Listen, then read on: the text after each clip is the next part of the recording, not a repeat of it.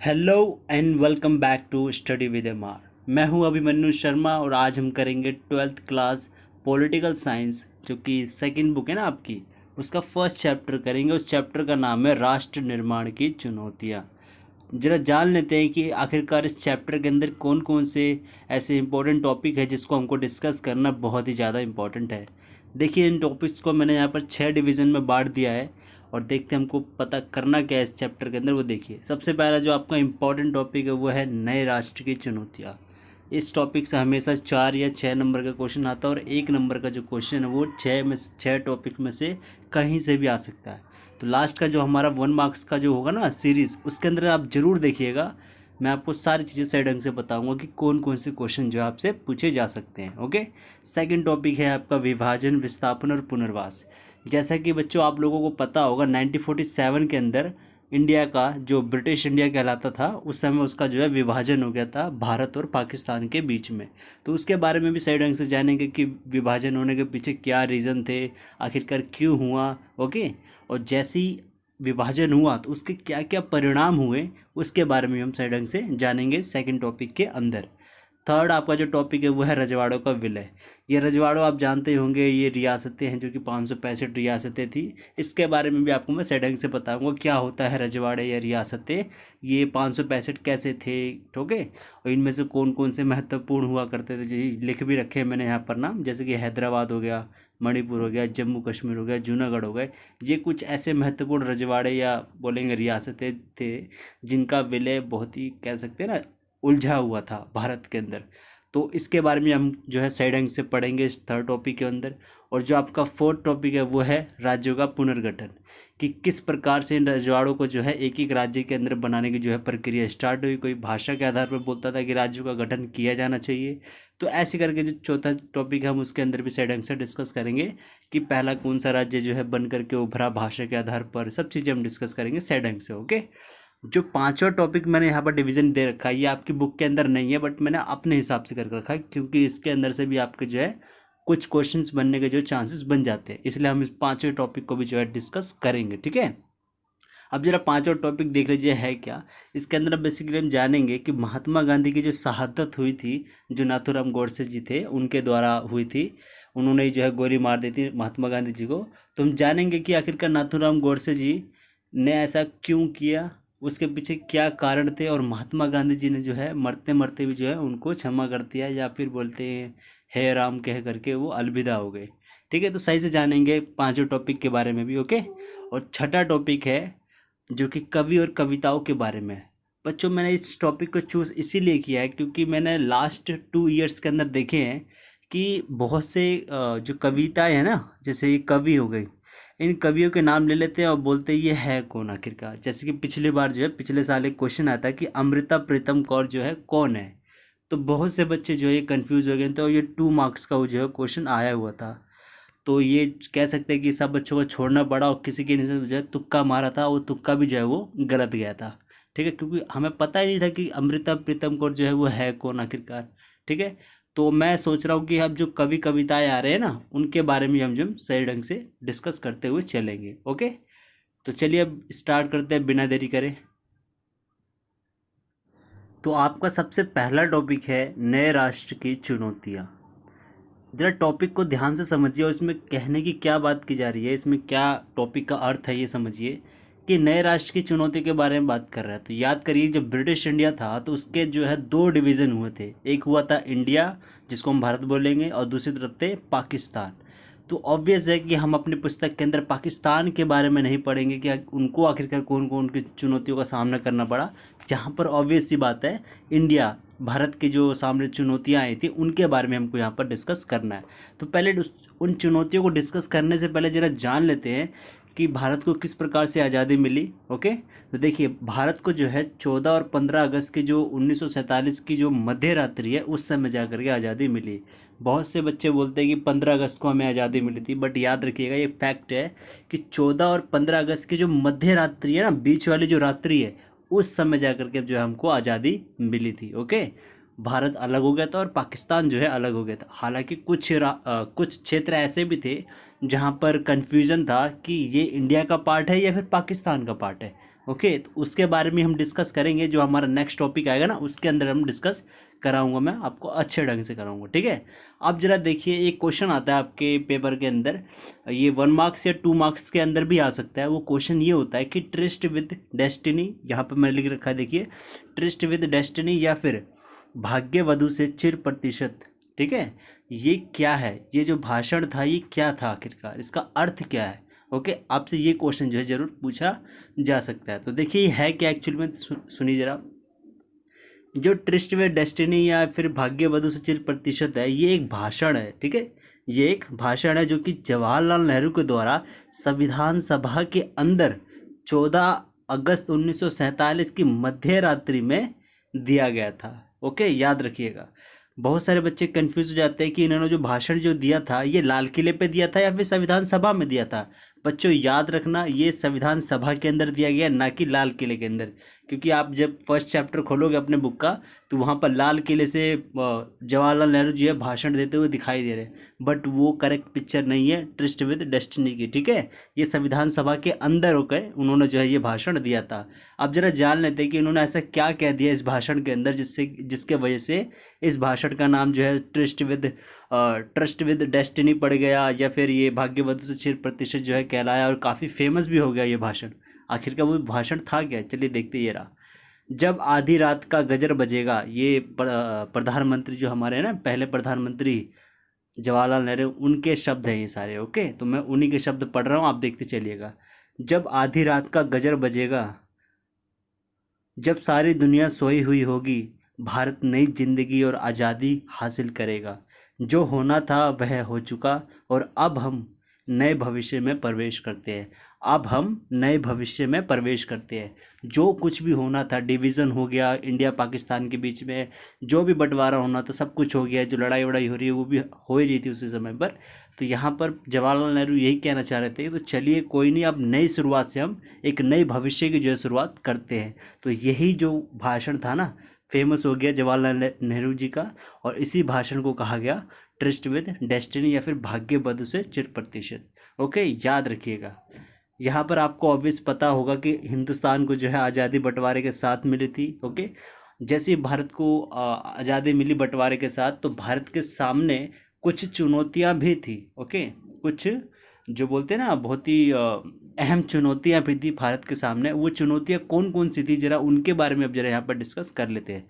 अब याद रखिएगा बच्चों, इन चुनौतियों के बारे में इसलिए डिस्कस करा रहा हूँ यहाँ पर क्योंकि आपके एग्ज़ाम में, ओके, आपके एग्ज़ाम के अंदर भारत के समक्ष 3 चुनौतियाँ कौन कौन सी थी, इसके रिलेटेड क्वेश्चन आता है।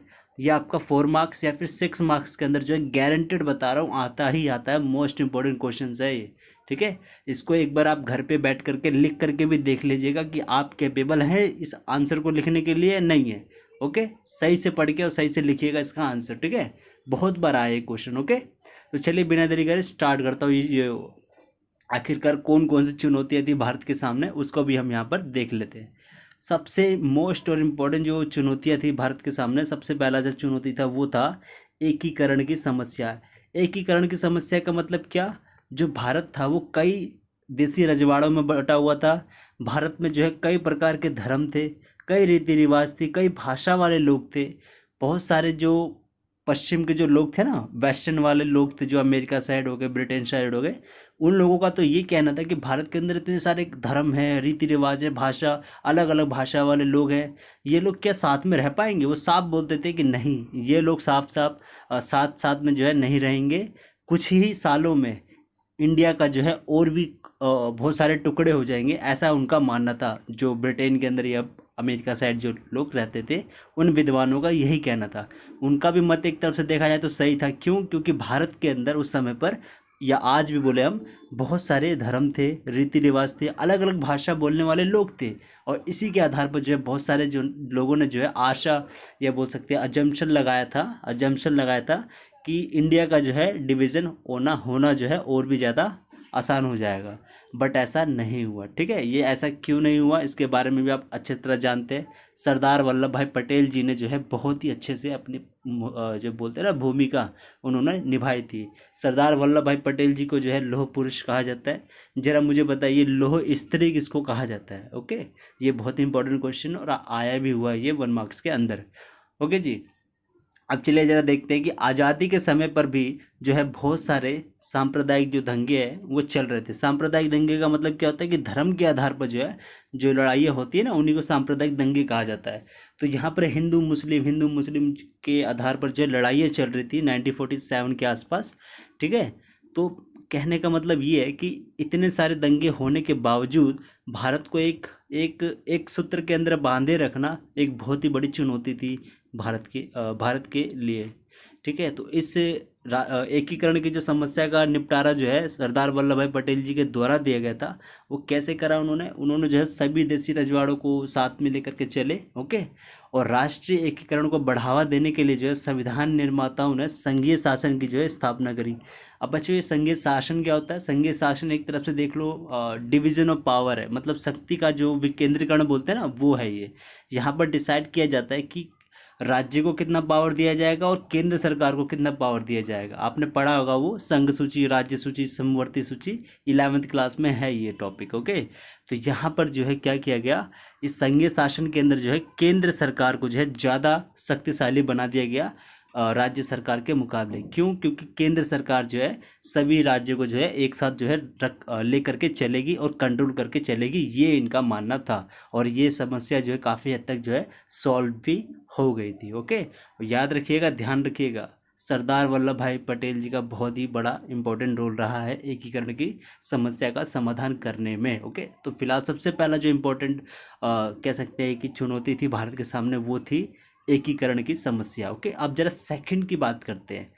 जो भारत के सामने सेकंड चुनौती थी ना, दूसरी चुनौती थी सबसे इम्पोर्टेंट, वो थी लोकतंत्र की स्थापना। ओके, लोकतंत्र स्थापना की जो चुनौती थी वो भारत के लिए बहुत ही इंपॉर्टेंट थी। वो कैसे थी जरा समझिए। आपको पता होगा एकता का स्तंभ होगा, अर्थात लोकतंत्र ऐसी शासन प्रणाली होगी जिसमें सर्वोच्च सत्ता जो है वो जनता के पास होगी। मतलब कि यहाँ पर किसी एक राजा का शासन नहीं होगा, यहाँ पर सभी जनता का जो है शासन होगा।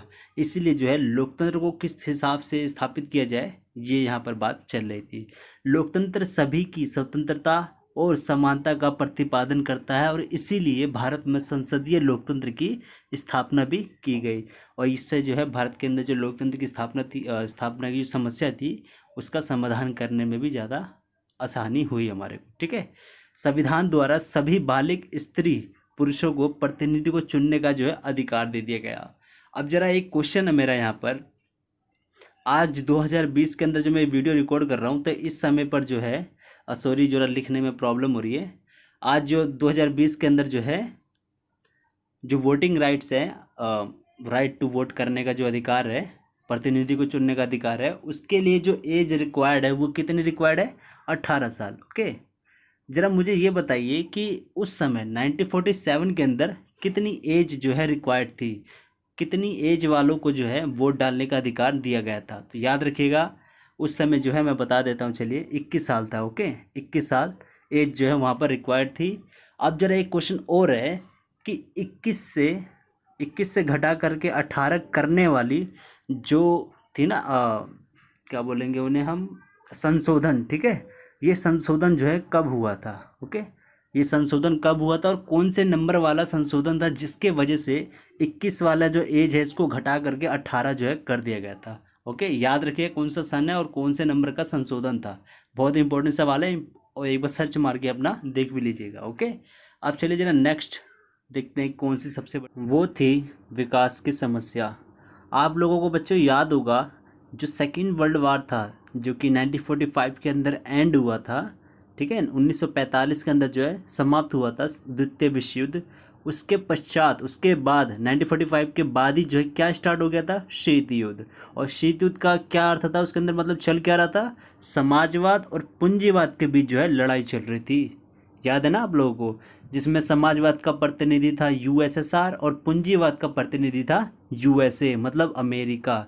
यूएसएसआर की फुल फॉर्म क्या है, एक बार लिख करके देख लीजिए, आपको आ रही है या नहीं आ रही, नहीं आ रही तो वापस जा करके देखिए क्या थी उसकी फुल फॉर्म। ओके, अब चला देखिए यहाँ पर भारत को, जब भारत आज़ाद हुआ 1947 के अंदर, तो भारत जो है नया नया आज़ाद हुआ था, तो उस समय देख रहा था भारत कि विश्व के अंदर विकास करने के लिए दो प्रकार की विचारधाराएं हैं। ठीक है, अपनी अर्थव्यवस्था को यदि आपको विकास करना है तो दो प्रकार की जो है विचारधाराएं चल रही हैं, एक था समाजवाद और एक था पूंजीवाद। अब समाजवाद में क्या होता है और पूंजीवाद में कैसे विश्व अर्थव्यवस्था का विकास होता है, ये सारी चीज़ें आप लोगों को ऑलरेडी पता होनी चाहिए। ओके, समाजवाद के अंदर सब कुछ जो है सरकार के हाथ में होता है, पूंजीवाद के अंदर जो है सब कुछ प्राइवेट के हाथ में होता है। बट जो बॉर्डर की जो सीमा, जो रक्षा, जो राष्ट्रीय बोलते हैं बॉर्डर की जो सुरक्षा का जिम्मा है, वो सरकार के हाथ में होता है पूंजीवाद के अंदर केवल। ओके, तो कह सकते हैं हम समाजवाद के अंदर सब कुछ सरकार के हाथ में, पूंजीवाद के अंदर सरकार जो है काफ़ी लिमिट रूप में जो है हस्तक्षेप करती है, बहुत ही कम हस्तक्षेप जो है करती है पूंजीवाद के अंदर। ओके,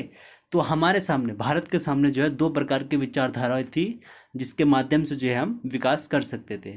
तो यहाँ पर भारत भी जो है काफ़ी कन्फ्यूज़न में था कि हमको जो है किस प्रकार का जो है विचारधारा का जो है चूज़ करना चाहिए, हमको कौन सा जो है इन दोनों में से एक चूज़ करना चाहिए। तो यहाँ पर एक चीज़ और मैं बता दूँ, गांधी जी का और ये नेहरू जी का, ठीक है, इन दोनों का जो है कहीं ना कहीं ज़्यादातर जो झुकाव है वो समाजवाद के ऊपर था, क्योंकि समाजवाद पढ़ने में और देखने में काफ़ी हद तक जो है अच्छी लगती है, प्रभावशाली है वो। ठीक है, हर एक बच्चे, हर एक समाज के हर एक वर्ग के लिए जो है समाजवाद सोचता है, ना कि यहाँ पर जो पूंजीवाद है यहाँ पर भेदभाव जो है ज़्यादातर जो है बढ़ जाता है। तो यहाँ पर बहुत सारे जो लीडर थे वो समाजवाद के फेवर में थे, और कुछ लीडर ऐसे भी थे जो कि पूंजीवाद का फेवर कर रहे थे उस समय पर इंडिया के अंदर। तो यहाँ पर दोनों को साथ में लेकर चलने के चक्कर में जो है हमारे यहाँ डिसाइड किया गया कि हम जो है मिश्रित अर्थव्यवस्था को जो है अपनाएंगे। अब मिश्रित अर्थव्यवस्था क्या होती है कि 50% जो है समाजवाद ले लेंगे और 50% जो है पूंजीवाद ले लेंगे, और इससे क्या होगा कि जो अलग अलग विचारधारा वाले लोग हैं वो ज़्यादा लड़ाई वड़ाई नहीं करेंगे, एक साथ जो है मिल करके चलेंगे, क्योंकि दोनों की बात जो है आधी आधी रूप से जो है स्वीकार कर ली गई है, और ये काफ़ी हद तक सही भी था कह सकते हैं हम। ओके, इसके अंदर क्या किया गया कि पूंजीवाद के अंदर जो है बहुत सारे उद्योगपतियों को बढ़ावा भी दिया गया, और समाजवाद के अंदर जो है इक्वालिटी की भी बात की गई, समानता की भी जो है बात की गई थी। अब देखिए यहाँ पर क्या है कि संविधान में जो है नीति निर्देशक सिद्धांतों को भी जो है शामिल किया गया था। नीति निर्देशक सिद्धांत क्या होते हैं, इसके अंदर जो है राज्य को किस प्रकार से काम करना चाहिए लोगों के हित के लिए, वहाँ पर कुछ डायरेक्शन दे रखी है, कुछ निर्देश दिए हुए हैं। ठीक है, वैसे तो इसको राज्य के नीति निर्देशक सिद्धांत बोलते हैं। ओके, याद रखिएगा।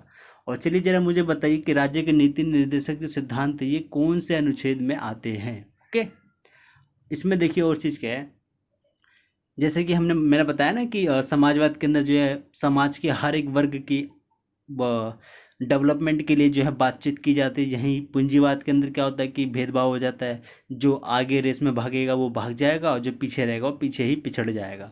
तो यहाँ पर हमने जो है मिश्रित अर्थव्यवस्था का रास्ता अपनाया, जिसके अंदर जो है सरकार को क्या काम करने चाहिए लोगों की भलाई के लिए, उसके लिए निर्देश भी दिए गए। और वहीं दूसरी जगह इसके अतिरिक्त जो है अनुसूचित जातीय और जनजातीय, जिसको हम SC ST बोलते हैं ना, ये SC हो गई और ये वाले हो गए ST। ओके, के लिए जो है सरकारी जो नौकरियां हैं उसके अंदर जो है आरक्षण की जो है व्यवस्था भी कर दी गई। ओके, अब ये आरक्षण की व्यवस्था क्या है आपको पता ही होगा कि सरकार जो है क्या करती है कि अपने अपने सरकारी नौकरियों में कुछ लोगों के लिए जो है आरक्षण फिक्स कर देती है कि ये सीटें जो है, से मान लीजिए 100 सीटें हैं, ठीक है, तो इन 100 सीटों में से 30 सीटें जो है केवल इन्हीं दो वर्गों के लोग जो हैं लेंगे, और बाकी जो 70% है वो नॉर्मल जो आबादी है हमारी, उन लोगों वो लोग जो है आकर के अप्लाई कर सकते हैं 70 सीटों के लिए। बाकी जो 30 सीटें ये केवल जो है इन्हीं दो कह सकते हैं जातियों से जो है आएंगे ही आएंगे।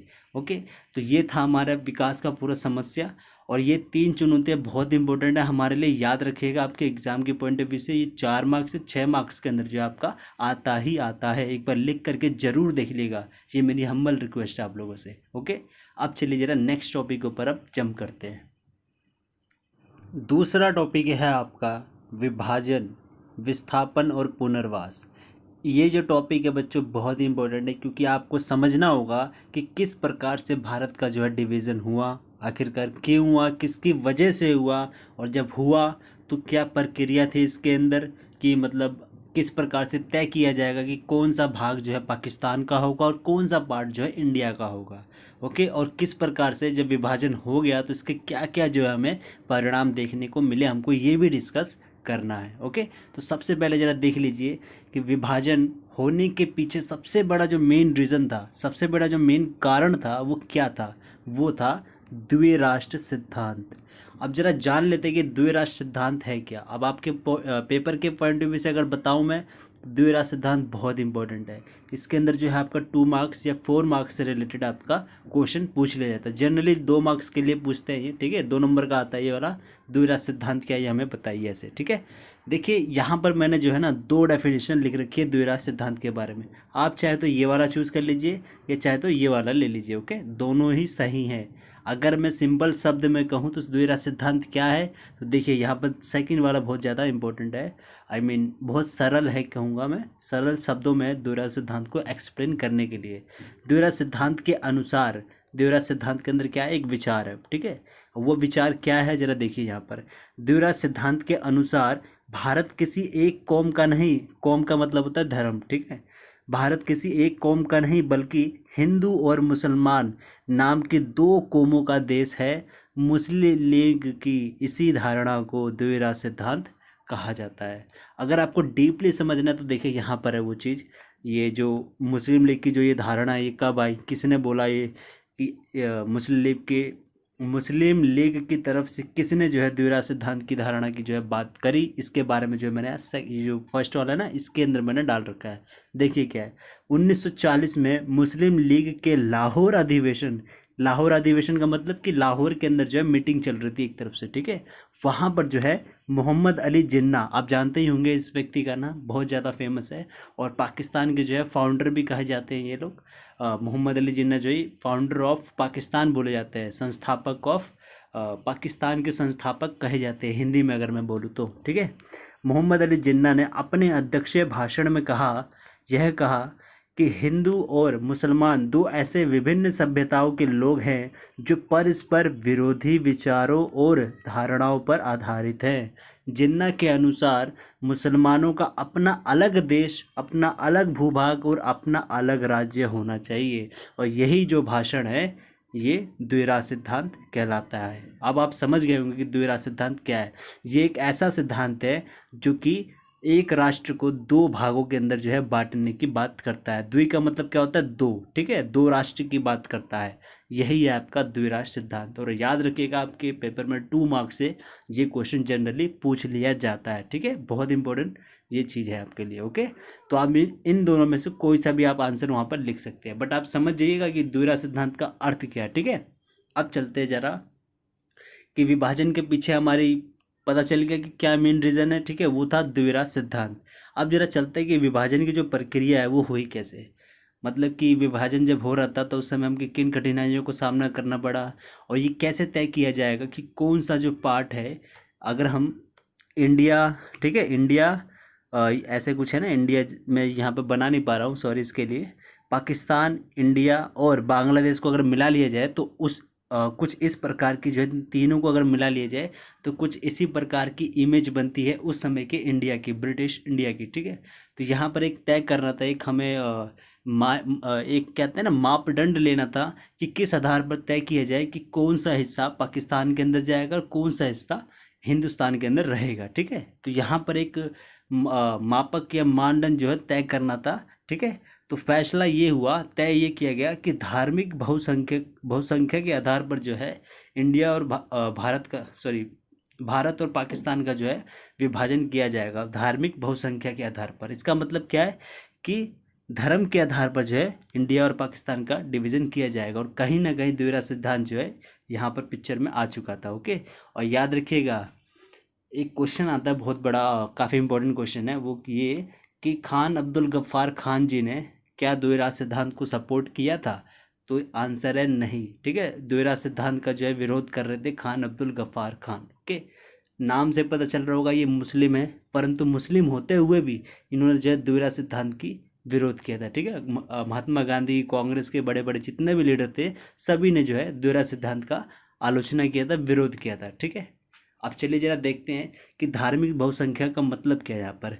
यहाँ पर ये कहा गया कि जो पाकिस्तान, इंडिया और बांग्लादेश है, ठीक है, ये पूरे इमेज की बात कर रहा हूँ मैं। ठीक है, ब्रिटिश इंडिया में जहाँ जहाँ पर मुसलमानों की जनसंख्या ज़्यादा होगी वो सारे हिस्से जो है पाकिस्तान के हिस्से में जाएंगे। ठीक है, और जहाँ जहाँ पर बाकी चीज़ें बच जाएंगी, जैसे हिंदू हो गए, क्रिश्चियन हो गए, और हिंदू के अंदर भी बोला जाता डिवीज़न करने के लिए, लेकिन हुआ नहीं। ठीक है, क्या बोलते हैं, डॉक्टर भीमराव अंबेडकर जी को समझा लिया गया था पुणे एक्ट के अंदर। ठीक है, पुणे एक्ट क्या है ये बहुत ही ज़्यादा डीप में चला जाएगा, इसको आप छोड़ दीजिए। ठीक है, यहाँ पर बस ये समझ लीजिए कि धर्म के आधार पर विभाजन हो रहा था। अगर आप मुस्लिम, जहाँ जहाँ जहाँ पर मुस्लिम की आबादी ज़्यादा मिलेगी वो जो हिस्सा है वो पाकिस्तान के अंदर चला जाएगा, और जो बाकी बच जाएगा वो इंडिया के अंदर में आ जाएगा। यहाँ पर यही जो चीज़ें तय किया गया था। अब एक चीज़ ज़रा समझिए कि सुनने में तो बहुत आसान लग रहा है कि जहाँ पर ज़्यादा मुस्लिम लोग रहते होंगे वो सारी जो क्षेत्र है वो पाकिस्तान के अंदर चली जाएगी, और जो आबादी बच गई वो इंडिया के अंदर आ जाएगी। सुनने में बहुत आसान लगता है, लेकिन इसको लागू करते समय बहुत सारी कठिनाइयों का सामना करना पड़ा। और ये कठिनाइयाँ क्या क्या थी, कुल 4 प्रकार की हमें जो है कठिनाइयाँ आई थी, मैं आपको दिखा रहा हूँ यहाँ पर। ठीक है, और आप याद रख लीजिएगा, एग्ज़ाम के अंदर यदि आपसे पूछ ले तो आप प्लीज़ इसका आंसर कर दीजिएगा कि 4 प्रकार की जो हमें कठिनाइयों का सामना करना पड़ा था। सबसे पहली जो कठिनाई थी डिवीज़न करते समय धार्मिक बहुसंख्या के आधार पर, वो ये थी, देखिए, ब्रिटिश इंडिया में कोई एक भी इलाका ऐसा नहीं था जहां मुसलमान जो है बहुसंख्यक में हो।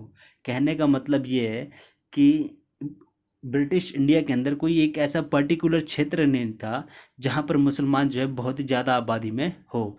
लेकिन हाँ, माना जाता है कि 2 ऐसे इलाके थे जहां पर मुसलमान जो है काफ़ी हद तक जो है बसे हुए थे। वो इलाका था पश्चिम और पूर्व पाकिस्तान। याद रखिए, यहाँ मैं भारत का पिक्चर नहीं लेकर मैंने लगाया है। जैसे कि आप देखते हैं ना, ऐसे मैं एक बार कोशिश करता हूँ मैप बनाने के लिए, ताकि आपको सही ढंग से दिखा सकूँ। मैं कुछ ऐसा है भारत का, है ना, मैं बस बना रहा हूँ कि प्लीज़ क्षमा चाहता हूँ अगर गलत बन जाए तो। ये पाकिस्तान का हिस्सा होगा, ये मान लीजिए बांग्लादेश इधर की साइड हो गया। ठीक है, माफ़ी चाहता हूँ, गलत बन रहा है, मुझे पता है। ओके, तो देखिए अब यहाँ पर क्या है, ये जो पूरब का हिस्सा, ये जो पश्चिम वाला हिस्सा है ना, ये हिस्से के अंदर यहाँ पर ये जो बांग्लादेश जो आज समय बोलते हैं, इन 2 इलाकों के अंदर जो है मुसलमान जो है काफ़ी ज़्यादा अधिक आबादी में जो है मिले थे हमें। तो ये कहा गया कि जो ब्रिटिश इंडिया का जो डिवीज़न होगा, इन इन ये जो हिस्से हैं ये पाकिस्तान के अंदर जाएंगे। ठीक है, अब एक आपको याद रखिए, आपको खुद एक माइंड में क्लिक हो जाना चाहिए कि क्या पाकिस्तान 2 जगह पर होगा, बीच में तो इंडिया पड़ रहा है। ये भी एक बहुत बड़ी समस्या थी उस समय पर। अब सेकंड जो समस्या आई वो ये थी कि मुस्लिम बहुल हर इलाका पाकिस्तान में जाने को राजी नहीं था। फॉर एग्ज़ाम्पल है खान अब्दुल गफ्फार खान। ज़रा मुझे बताइए कि खान अब्दुल गफ्फार खान जो है, इनको किन नाम से जाना जाता है? ठीक है, किस नाम से जाना जाता है? और एक चीज़ और, कि इनको जो है उस नाम से क्यों जाना जाता है? ये क्यों जाना जाता है, ये वाला जो क्वेश्चन है ना, ये पिछले ही साल जो है 1 नंबर में आया हुआ था। ओके, तो एक बार सर्च मारिएगा, अपने टीचर से भी, अपने स्कूल वाले टीचर से पूछिएगा, और नहीं उन्होंने आंसर किया तो आप मुझे कमेंट बॉक्स में बताइएगा, मैं आपको आंसर उसका कर दूंगा। ठीक है, जितने भी क्वेश्चन मैं पूछ रहा हूँ ना बच्चों, बहुत इंपॉर्टेंट होते हैं सारे। ओके, तो एक बार जरूर इसको सर्च करके देखिए कि क्यों कहा जाता है। ओके, सारे इंपॉर्टेंट क्वेश्चन बता रहा हूँ मैं आपको। अगली चीज़ देखते हैं, जो कठिनाई हमको आई थी डिवीज़न करते समय, वो ये थी, देखिए, ब्रिटिश इंडिया के मुस्लिम बहुल प्रांत पंजाब और बंगाल। ठीक है, एक क्वेश्चन यहाँ पर ये भी बनता है कि जब डिवीज़न हो रहा था, विभाजन हो रहा था, तो उस समय पर ऐसे कौन से 2 राज्य थे जिनके अंदर जो हिंसा है बहुत ही ज़्यादा भड़की हुई थी? ठीक है, तो वो 2 राज्य थे पंजाब और बंगाल, याद रख लीजिएगा। ठीक है, तो अब ज़रा देखते हैं कौन सी क्या कठिनाइयाँ थी, मतलब कठिनाई आई थी हमको डिवीज़न करते समय। वो ये थी कि ब्रिटिश इंडिया के मुस्लिम बहुल प्रांत पंजाब और बंगाल में अनेक हिस्से बहुसंख्यक गैर मुस्लिम आबादी वाले भी थे। जैसे कि मैंने कहा ना, यहाँ पर पहले पॉइंट में हमने लिखा था कि ऐसा कोई भी हिस्सा नहीं था भारत की या भारत के अंदर, ब्रिटिश इंडिया के अंदर, जिसको हम कह दें कि ये मुस्लिम बहुल इलाका है। ओके, जहाँ पर ये पश्चिम और पूरब की बात की जा रही है ना, यहाँ पर मुसलमान तो थे ही थे, परंतु वहाँ पर हिंदू और अलग धर्म के लोग भी थे। ठीक है, यहाँ पर ये बोलने की कोशिश की जा रही है। ऐसे में फैसला हुआ कि इन दोनों प्रांतों में भी बंटवारा धार्मिक बहुसंख्यकों के आधार पर होगा।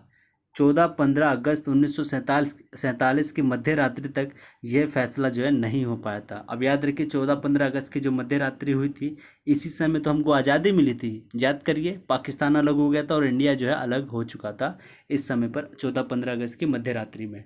तो यहाँ पर कहने का मतलब ये है कि जब हमें आज़ादी मिली तो कुछ प्रांत कौन से थे, वे पंजाब और बंगाल, इन दो प्रांत, ये दो ऐसे प्रांत थे जहाँ पर लोगों को पता ही नहीं था कि ये पाकिस्तान के अंदर है या इंडिया के अंदर है। ठीक है, आप समझ पा रहे होंगे मैं क्या कहना चाह रहा हूँ, क्योंकि ये डिवीज़न का जो फैसला है वो हुआ ही नहीं था इस समय तक, और जब ये नहीं हुआ तो हमको तो आज़ादी मिल चुकी थी। तो यहाँ पर जो लोग थे पंजाब और बंगाल वाले, इन लोगों को तो पता भी नहीं था कि हम भारत के अंदर है या पाकिस्तान के अंदर है। ठीक है, और इसका मतलब यहाँ पर ये देखिए, वही चीज़ें लिखी हुई हैं कि मतलब कि आज़ादी के दिन तक अनेक लोगों को पता ही नहीं था कि वह भारत में है या पाकिस्तान में है। ओके, अब जो 34 कठिनाई आई थी भारत के डिवीज़न करते समय, वो ये थी अल्पसंख्यकों के, चौथी समस्या थी वो अल्पसंख्यकों की थी कि सीमा के दोनों तरफ जो है अल्पसंख्यक थे। अब याद करके, जब आपने गदर मूवी अगर देखी होगी ना, गदर मूवी जिसमें सनी देओल जी हैं, वहाँ पर क्या दिखाया जाता है, सीन क्या होता है वहाँ पर कि मुसलमान लोग जो हैं पाकिस्तान के अंदर हिंदू लोगों को मार रहे हैं, हिंदू लोगों की जो लड़कियां हैं, जो औरतें, उनका रेप कर करके बहुत ही, मतलब क्या बोलूँ, घिनौना हरकतें की थी उन लोगों ने, और हमने भी किया, ऐसी बात नहीं है। ठीक है, हिंदू लोगों ने भी यहाँ पर इंडिया के अंदर जो है मुसलमान की जो औरतें हैं उनके साथ रेप किया, पता नहीं क्या किया, मतलब बता भी नहीं सकता मैं यहाँ पर अपने शब्दों में। ऐसे ऐसी चीज़ें जो हैं उस समय पर घटनाएं घटी थी। तो ये जो है धार्मिक आधार पर जो हिंसाएं हुई थी, बहुत ही गंदा हुआ था वो, कह सकते हैं हम। ठीक है, बहुत ही भयानक था वो, भयानक रूप है। अगर कोई होगा ना उस समय का, अगर इस समय आपकी कोई दादा दादी जिंदा हो तो उनसे पूछिएगा ये सारी एक्सपीरियंस, वो बयां भी नहीं कर पाएंगे कि किस प्रकार का उस समय पर जो है एक्सपीरियंस हो रहा था। ओके, सबसे ज़्यादा जो सांप्रदायिक दंगे उठे थे वो थे पंजाब, बंगाल, और तीसरा एक और राज्य है वो है असम। ठीक है, याद रखिएगा, एक क्वेश्चन भी बनता है कि किन 2 राज्यों के अंदर या किन 3 राज्यों के अंदर जो है हिंसाएं, जो है सांप्रदायिक दंगे जो ज़्यादातर भड़की हुई थी, वो थी पंजाब, बंगाल और असम। ठीक है, अब चलिए जरा आपका नेक्स्ट पॉइंट देखते हैं। देखिए, आपका जो नेक्स्ट पॉइंट है वो है विभाजन के परिणाम, जिसके कारण कौन कौन सी समस्याएं जो हैं उभरी हैं उनके बारे में डिस्कस करना है हमको। देखिए, अभी थोड़ा टाइम कम है मेरे पास, इसलिए आपकी जो नेक्स्ट वीडियो आएगी ना, उसके अंदर जो मैं ये वाला पॉइंट जो है अच्छे से समझा दूंगा कि जब विभाजन हुआ तो उसके परिणाम स्वरूप क्या क्या जो है हमें समस्याओं का सामना करना पड़ा था। ओके, तो आज के लिए बस इतना ही है। Please like, share and subscribe my channel. धन्यवाद।